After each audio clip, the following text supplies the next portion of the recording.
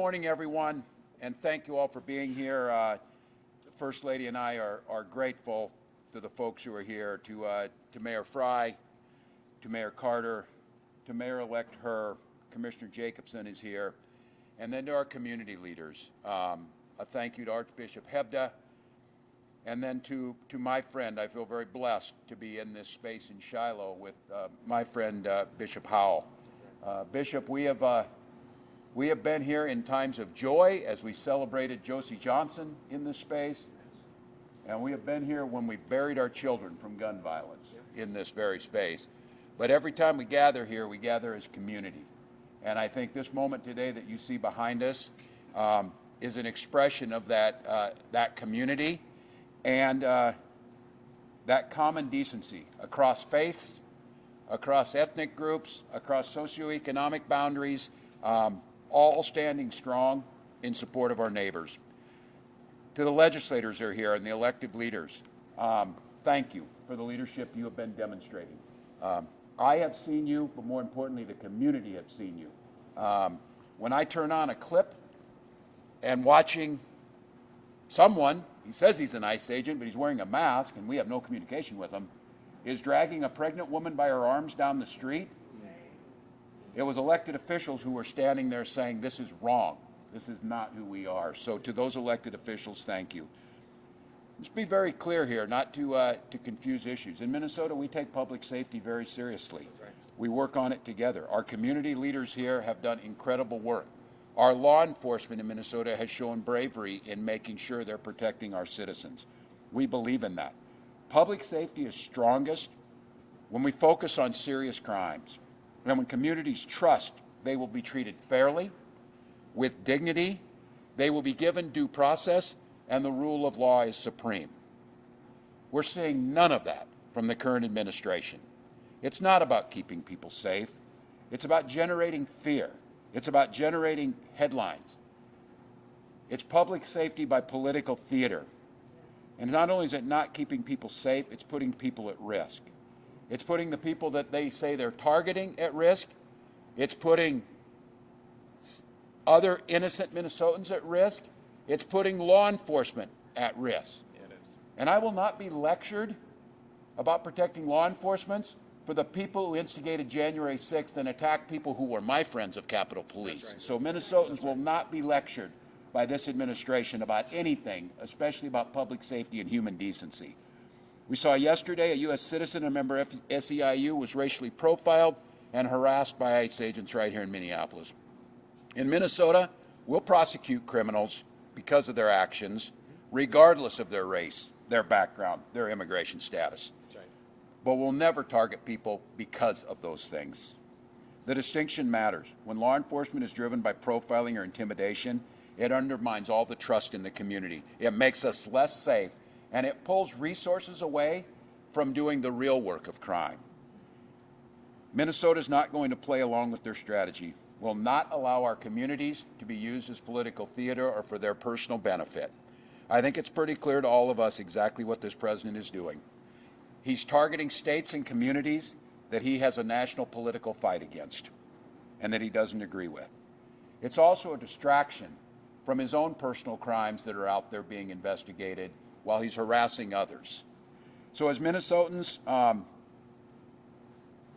January 1st, your health care costs are going to skyrocket. Groceries aren't any cheaper. Your community's no safer. And we have people that won't even communicate the most basic things amongst law enforcement, as we've always worked together. And it never mattered before who the administration was until this one. So this is what happens when your own federal government wages war against you. This is what happens when they target communities for their own benefit. This is what happens when they scapegoat. And this is what happens when they no longer hide the idea of white supremacy, when you hear the Vice President of the United States talk about now white people won't have to apologize for being white. That's never happened once in my whole damn life. And I think everybody in this room knows what they're doing. So we're here today to say enough of this. We're here today to stand that Minnesota will protect their neighbors, to tell those folks who are out there who are too scared to send your children to school, who are too scared to visit a local business, who are too worried about maybe picking up extra food during the holidays at the food banks. We will do all we can to make those corridors safe for you. to make sure you're able to do what you need to do. So I'm grateful for the leadership in this room. I'm grateful that the folks who have been standing up time and time again. I'm grateful to our faith community that took this out of the political realm and made this about humanity. And the reason we're here, like all of you had, we hear rumors, we hear suggestions of things, because it's how they operate, that there will be an increased presence.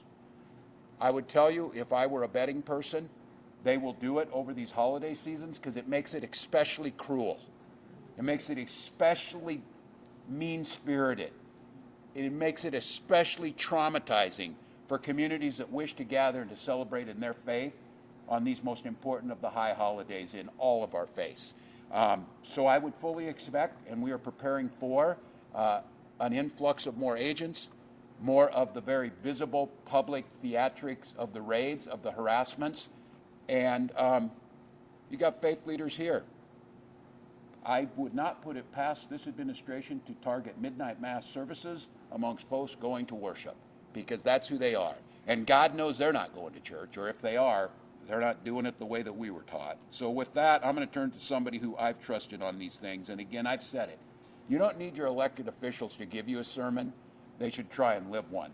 So I know if I want to hear a sermon, I usually come and listen to Bishop Howell, because it's worth your time to do so and opening up this space. So with that, I'm going to turn it to Bishop Howell.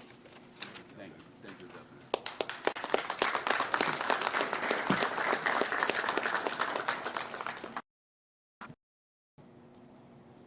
Thank you, Governor.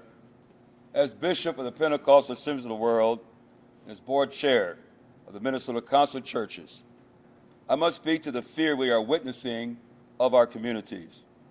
Across Minnesota, families are living with anxiety, parents afraid to go to work, children afraid to come home to empty houses, neighbors afraid that an ordinary day could turn into a permanent separation. When people are taken from jobs, homes, and daily life without warning, the result is not order, it is chaos. When families are torn apart, the damage is not temporary, it is lasting. Our faith traditions are clear. God places a high value on family, on the protection of children, and on the dignity of every human being.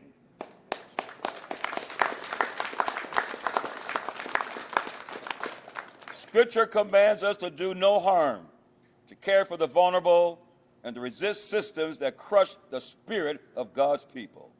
Fear is not how healthy communities are built. Trauma is not how children thrive, and separation is not justice.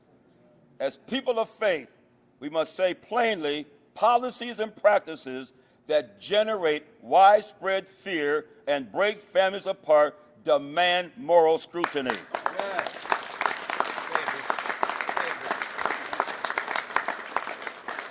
So we call for approaches that uphold human dignity, yes, sir, preserve family unity, right, and reflect the justice and mercy that God requires of us all. Yes, sir.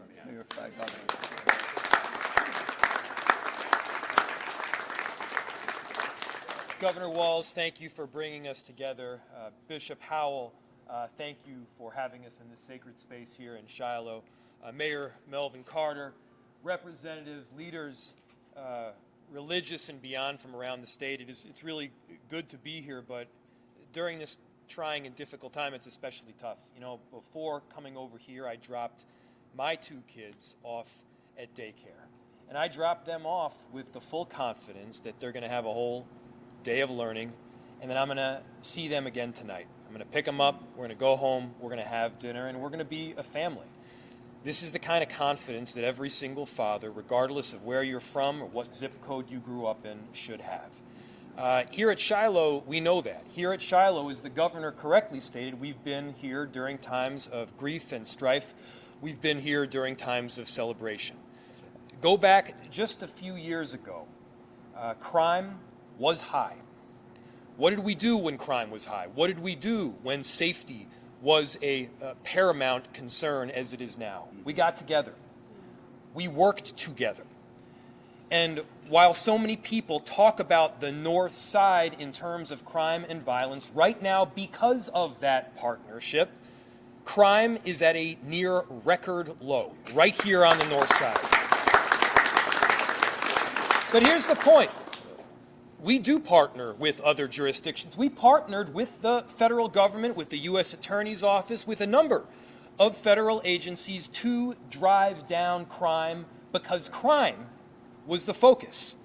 The difference is that clearly crime is not the focus in these terroristic acts that are coming to our communities right now. Crime is not the focus when you are tearing a father away from his family who has done nothing wrong. Crime is not the focus when you are detaining an American citizen for no reason other than the fact that he is Somali or he is Latino. Crime is not the focus when you're dragging a pregnant woman through the street, and crime is not the focus when you are specifically focusing on communities based on the color of their skin. Where crime is the focus, Minneapolis is ready to partner to keep people safe. But that is not the case with this federal administration right now. And I got to tell you, I am increasingly concerned because of the chaos that is being caused by these ICE agents that somebody is going to get seriously injured or killed. Somebody is going to get seriously injured or killed. And whether that is an ICE agent or a community member, we all know the tinderbox that could explode because of it. We all know that the federal government is looking for reasons to deploy more and more people to Minneapolis and blue cities around the country. We all know that we cannot afford to lose a single Minneapolis resident because they showed up and decided to protect their neighbors, because they showed up and decided to express their constitutional right to free speech. And so that concern is deep. It is held, by the way, not just by me and our residents and the people who are standing up behind me. The concern about getting somebody killed is also held by our police officers, who are short-staffed, who are working tirelessly in response to 911 calls and to keep people safe throughout our city. We do not need them pulled into circumstances that they themselves do not control, where chaos reigns supreme and where chaos is being pushed on our cities. That is not a recipe for safety. So again, in Minneapolis, we want safety. On the north side, we are achieving safety with record lows in terms of gunshots.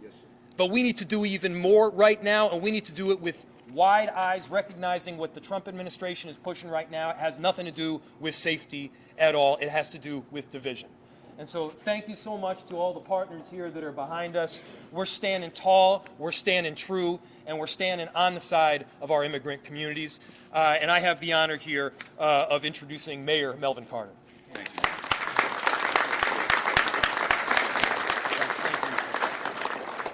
Mr. Governor, Mr. Mayor, thank you so much. Bishop, we thank you for opening your home to us and welcoming us into this space. As we prepare, my family and I, to celebrate the holidays, that's what the American dream has been. Bishop, when I grew up in the St. Paul public schools, what I learned in first grade and in second grade and in 11th grade and 12th grade is the thing that makes America great. The thing that makes us know for a fact that this country is a beacon on the hill is the fact that people can look from other countries, from other continents, from across the river, and risk it all to get here. That, for all of my life, has been the badge of honor that this country has worn. Yes. And for some reason, Bishop, and I shouldn't say for some reason because it appears to be this de-evolution that has occurred as the waves of immigrants that our country, that our state, that our communities have received, have transitioned from European countries to Asian and African countries. Then suddenly, immigration became a bad word. Suddenly, people who are here because their ancestors got on a ship and said there's a better life in America, want to denigrate people who came here because there's a better life in America. You know, when I came into office, we said we can make our community much more safe. But the trick is we can't do it by turning law enforcement against community members. We can't do it by being a destabilizing factor in our communities. And we can't do it by waiting until after a crime has occurred. You can't prevent crime after a crime has occurred. That's just as simple as gravity. And so we launched our Community First Public Safety Framework, and just like you, Mayor Fry, we've had incredible progress in this city. Yes. We've brought gun violence down by 70%. We've increased our case clearance rate for non-fatal shootings by a factor of 3. And we see gun violence in our community at a historic low. As a matter of fact, we see all types of violent crime in our community down double digits. We've done that because we believe in a model of public safety that makes our community members safer. We believe in a model of public safety that provides a stabilizing factor, not chaos in our communities. And sadly, right now, one of our biggest opponents in this approach that's been so successful in St. Paul, so successful in Minneapolis, so successful in communities across the color, our biggest opponent is our own weaponized federal government. Our biggest opponent is our own weaponized federal government who says put America first but arrests American citizens. Who says this is about ending violent crime and goes and arrests workers on their way to work. Who says that we care about you and we care for you and then goes and separates families from their children. Mayor Fry said that this isn't public safety. No. This isn't public safety at all. But it's easy to recognize what it is.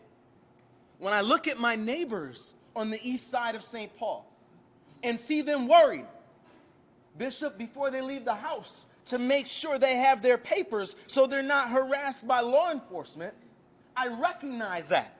I recognize Jim Crow. No. I recognize apartheid.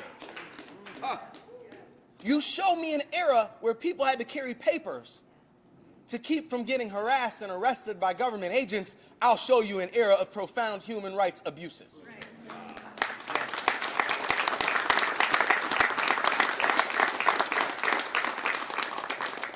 And so we say to our neighbors, we stand with you. Your mayor stands with you. Your governor stands with you. Your legislators stand with you. Your mayor-elect stands with you. We stand with you in building a community that works for all of us. We stand with you in saying that our neighborhoods deserve to be safe and peaceful. And so when someone breaks our social contract, we're going to investigate. We're going to come find you. We're going to arrest you for actions that you did. And that our police officers, our local law enforcement, will never, ever, ever criminalize someone because of their identity. And by the way, when Mayor Fry says they're arresting people based on how they look, he's not making that up. He says that because they have said they're arresting people because of the way that they look. That's just them saying what their goal is. That's un-American. That's inhumane. And it doesn't match anything I've ever read about who we have historically aspired to be as a member of the world community. So I just say God bless all of you. God bless all of you for standing here and being here. We are the movement. We are our neighbors. And we're all here because we know that we are all one. Thank you.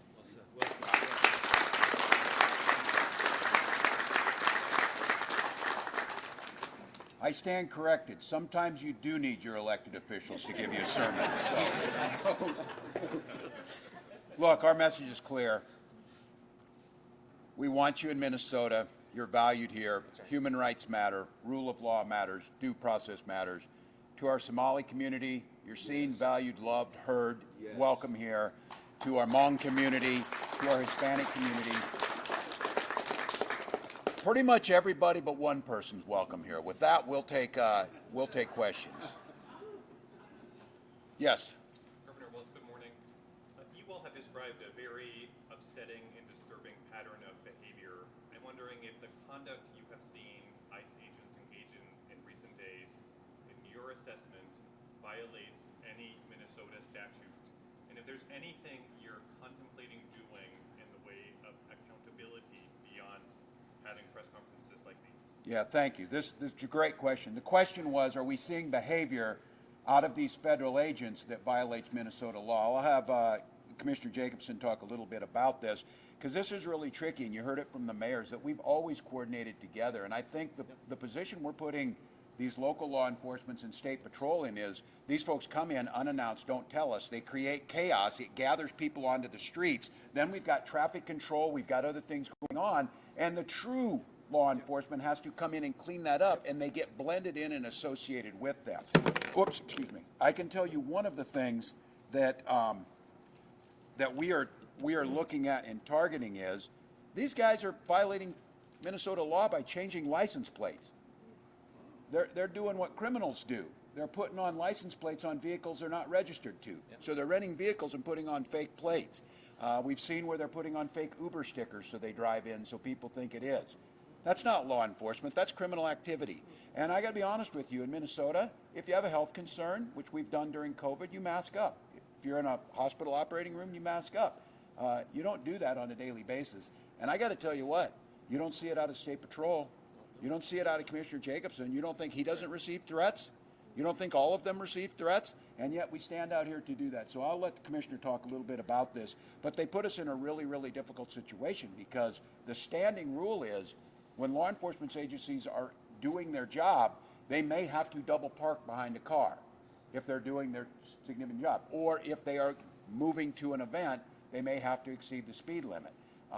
We have no communication with these folks knowing what they're doing. So if they drive recklessly, which I think you heard it here, if they act recklessly, if they're changing license plate, those things are violation of Minnesota law. So Bob, I don't know if you want to add anything.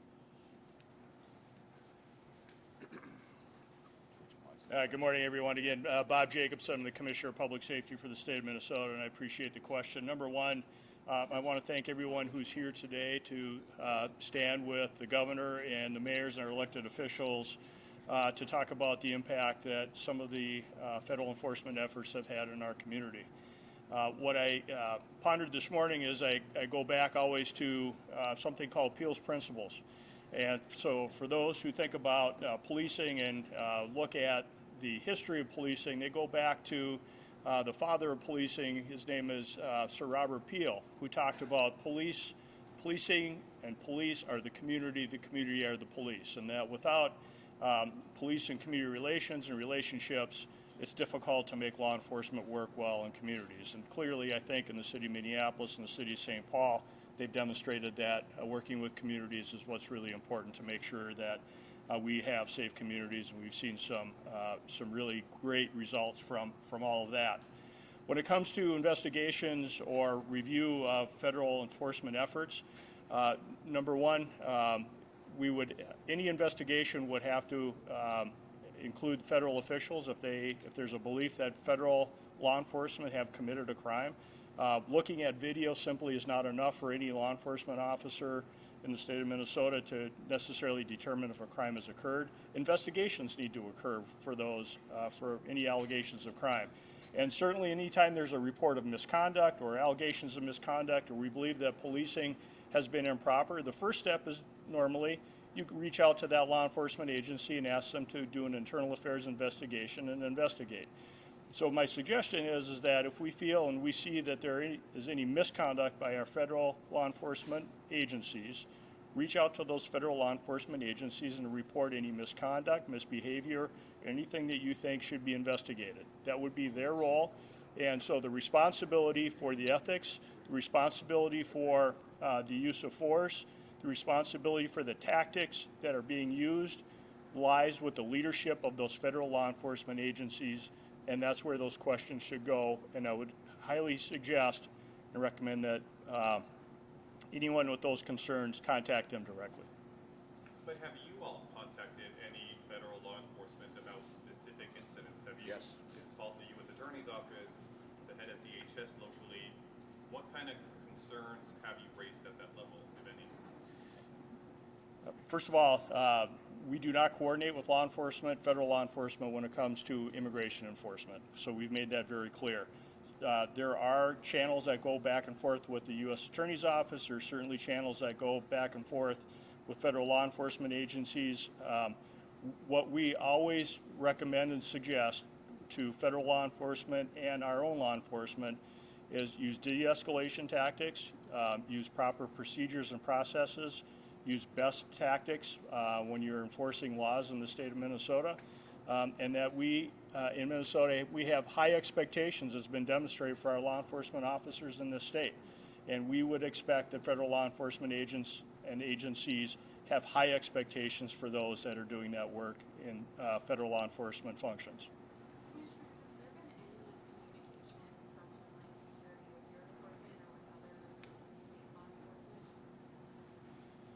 So if you didn't hear the question, it's if we've had any communication with federal law enforcement or Homeland Security. Again, there are some ongoing communications. The communications are not about coordinating any immigration enforcement. We still do continue to have relationships when it comes to other investigations. And so if there are other investigations that do not include immigration enforcement, we do have some communications that go back and forth.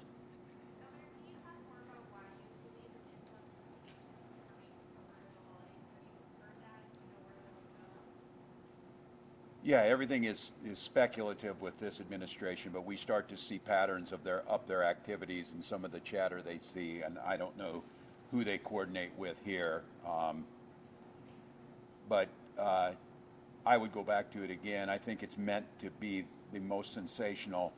We see activity step up when the president's getting in more trouble. If it's, you know, he starts bombing ships in the Caribbean and starts, because the Epstein stuff that's obviously real. So a lot of it is just our experience so far when they start to ramp up. And you see it coordinated. Over the last few days, we've received attacks from almost every single agency, freezing our SNAP benefits. The commissioner of wrestling who sets it, the education department, is now coming at us. So you see a coordinated effort. They speak with a lot of voices. I think you saw a Congress that's on recess that couldn't get us health care is now opening an investigation, and well, I'm sure will drag me back there to sit for 8 hours as they talk nonsense. These people are not serious. We take them serious in terms of the damage they do. I think probably they'll want to see some good footage coming out over the holidays because it'll be especially cinematic for them, or however they think about it. So that's where we'll be prepared. Yeah, we just make folks so that they're safe to come visit these places. So Carmel Mall is mostly dead right now. I know. I know. We're out here trying to show people. We're going there ourselves and standing there. I'm sure they'll see, you know, and I think these folks have been out there making it uncomfortable for them to be at places where we're trying to be as visible as possible. Let them know, and you'll hear it time and time again, our job isn't and never has been immigration reform. And so I think the biggest thing is when you see state officials, you see elected officials, you see your neighbors, whatever, we're just trying to make sure that you're not traumatized. So we'll do the best we can to bring some normalcy, but I'm under no illusion. Folks are scared. They don't want to come out. You've seen at the malls, the businesses dropped off 75, 80% for these entrepreneurs. But that's par for the course because this administration just simply destroys the economy, and that's what they're doing in this case. So are you relying on observers then, basically, to keep these orders? Yeah, I think, and I again, you say what you will, those are people expressing their First Amendment rights. I'm glad to see our neighbors out there. They're being observant of where people are at. They're watching how these folks are operating. We'll continue to watch and see, you know, just the stuff of the switching the license plates or whatever, but it's pretty easy to recognize these folks in darked out windows with masks on and being really out of place because they're not Minnesotan in the first place. They're coming from out of state. And they don't act like us because they're cruel. And I don't know. Bishop, I'll ask you. We'll pray for them over the next few days. Let's do one more. Could the mayor's address what will be done at the local level to prepare for this expected influx of agents over the holidays? So the question was, could Mayor Carter and I address what is going to be done and what has been done to address a potential influx over the holidays? The preparation that we're presently undertaking is not new. It's been something that we've been working on for many, many months right now. This is everything from preemptive lawsuits to responsive lawsuits, coordination with the ACLU to make sure that those that do have standing to sue have the right contacts so that they're able to do so. There's also a task force that we have set up that we're able to work and coordinate directly with. And so while we do not coordinate with any federal agency around immigration enforcement work, we do coordinate with our community members to make sure that we're exchanging information, that we're able to communicate out what's going on when it's happening, we're able to receive information back up so that we're able to run a command and control. We also have a number of plans with our law enforcement to make sure that we are able to view illegal and or constitutional activity where it's taking place. We've seen that community members are out there with cell phones recording. Well, our police officers also have body cameras. And we're making sure that the right kind of policing, the right kind of constitutional community-based policing is what we in Minneapolis are focused on. And at the same time, if the rumors are true, and we're seeing as many as 3 times the number of ICE agents coming into our city that we have presently, yeah, the reality is that we as a police department do not have enough bodies to both do the regular day-to-day work and simultaneously be everywhere all at once as these immigration raids are happening. And the concerning part, of course, is that the people coming into our city, 1, don't know our city, 2, don't know constitutional policing. These are not people largely that have gotten tons of training around how to de-escalate tense situations. They've recently gotten some cash. They come out to Minneapolis from somewhere else in the country without knowing the community and without knowing how to respond.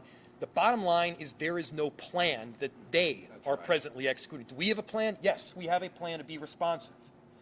Do they have a plan? The answer appears to be no. They are causing chaos. And I want to emphasize this one last thing here again. I am gravely concerned that if we continue on this present trajectory, somebody is going to get killed. And whether that's a federal agent or that is a community member, somebody is going to get killed. And we should be speaking out now to prevent that kind of thing from happening, as opposed to being really frustrated and upset with it after the fact. Let's stop the chaos. Let's actually care about safety, and let's do things right.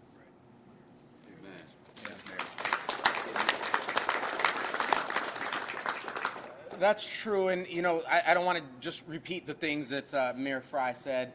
Maybe the one thing I disagree with is there does seem to be a plan, and it does seem to be that chaos that you're talking about, to intentionally create chaos and frankly to get us to take the bait, to give them an excuse to escalate against us and against our neighbors, and that's a challenge. But I do actually agree with your point. As we look at just the way they operate in community, it's not safe. It's not technically sound. It's clear that they don't have the training to step into the roles that they're stepping into. They don't have the proper kind of procedure to do any of the things that they're doing safely, and it's incredibly dangerous. And again, it's important to note that they're exposing our communities to this danger. Again, just a couple of weeks ago, we had a raid at a warehouse business in St. Paul. They arrested 14 people, and the next day or 2 days after that, issued a statement that said one of those people had a prior charge. Now, I assume those federal agents know the difference between a charge and a conviction.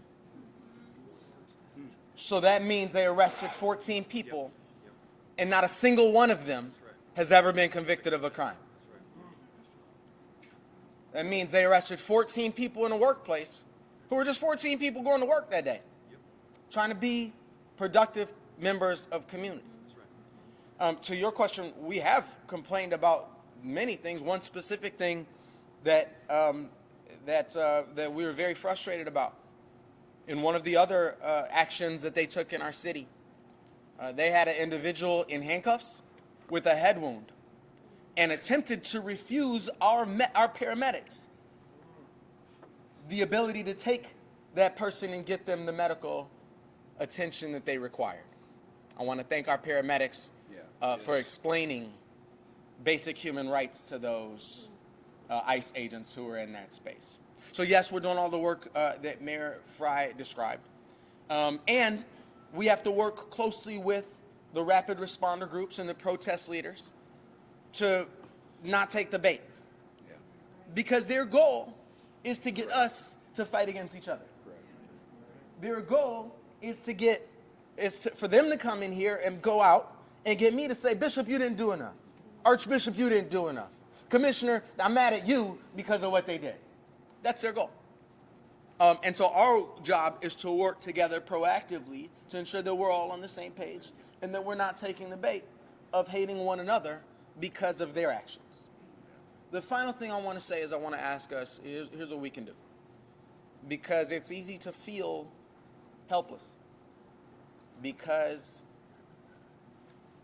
I know many of us, Commissioner, thank you for your service and thank you for the work of the folks that you talk to.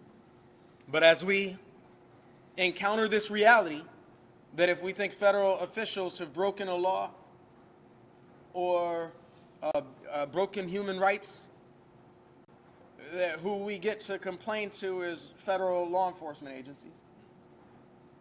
I know while many of us wonder if our U.S. Supreme Court has the capacity of being a backstop for justice,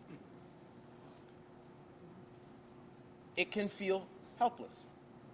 So my request to everybody at home watching this is really two things. One, we just told you that shopping and traffic in places like Carmel Mall, in places like District del Sol, in places like Hmong Village and Moncton Market in St. Paul is down significantly.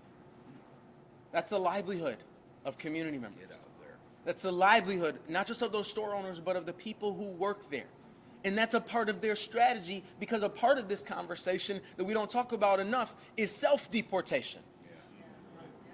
And when we see 1 million people self-deport, it means the federal government has been so successful at making life in America so terrible for 1 million people that they've decided to just go someplace they already decided to leave, that they already decided to flee, that they already decided wasn't good enough for their children. And so my request number one is go shop, go spend your money. Get off the couch and go spend your dollars in ways that support our community. Request number two is it's so easy for me to stand at this microphone and say and shout that I don't like what they're doing. It's harder for me to not just say the opposite, but to be the opposite. And we stand in a house where in some of those beautiful and terrible times, I have heard a call for our better angels from inside. And our better angels can't just come out when everybody else's better angels are out. Our better angels have to be out every day. And so our request as we do that work, and I have to acknowledge our mayor-elect who's leading some of that work with our rapid responder and protest groups. Our request is as we go and document what they're doing. Because, you know, sometimes if you can't make people do right, you can turn on the light. So as we document what they're doing, our request, our demand is for us to be humane, is for us to cease violence, is for us to not add to the chaos, is for us to not add to the division, for us to operate ourselves in ways that history will look at us and all of our children and our grandchildren and their grandchildren will look at their videos and know who's in the right, who's on the side of justice, who's on the side of love, who's on the side of humanity.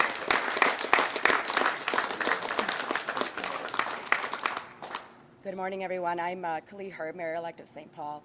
You know, as I'm listening today, I'm not thinking about this as an elected official, as somebody who was a state representative or a mayor-elect. Is that I am a refugee. I come from this community. When I am in community and we are talking about who has been detained, it is my uncles, it is my aunts, it is my parents. And so as the questions were asked about what we're doing, truthfully, to be honest, I've met with ICE directly, who are telling me things that are not consistent with what it is that they are actually doing.